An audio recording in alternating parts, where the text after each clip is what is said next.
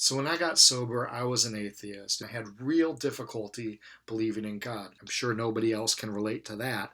I struggled for a long time to find some sort of spirituality.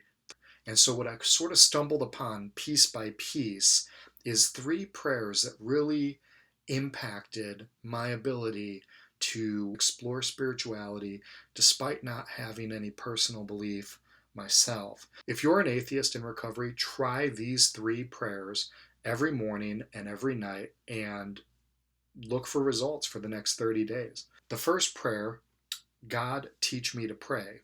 I can talk to 100 different people about how to talk to God, or I can talk to God about how to talk to God. The second prayer is, God, how would you have me conceive you? Is a prayer to God saying, hey, don't give me necessarily capital T truth. You can't handle the truth. And maybe that's the case. I mean, what if God were a three-headed purple elephant with wings that breathes fire that lives on the moon? If that were true, my brain would melt. I'm just not ready for it.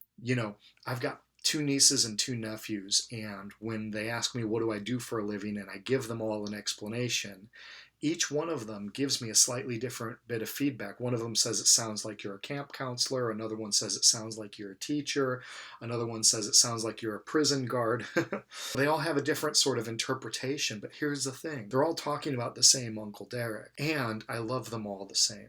But here's the other part of this. The 5-year-old gets a different explanation than the 15-year-old. I can explain a little bit more about addiction and counseling and what that all looks like to the 15-year-old.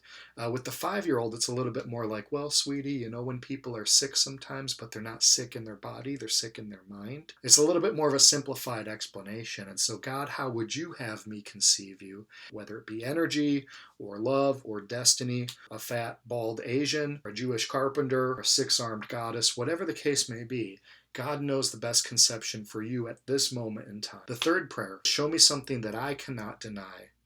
Is your hand working in my life? That's the important part of the prayer. I cannot deny. Because my heart wants a personal relationship with God, but my mind demands public evidence, grandiose evidence, something that I can convince a jury of my peers. And that's just not how it works. I remember feeling utterly alone in early recovery, putting my head down on the steering wheel, still not believing in God, saying, is this all there is? And then just when the light turned green, I look up and there's a cat prancing across the street. Now, I don't expect that to mean very much to you because it wasn't meant for you. I don't know what it's going to be for you. Maybe a butterfly landing on a page or a song coming on the radio or, the beam of light coming through the window at the right moment, whatever it is. But that's what we got to be asking for.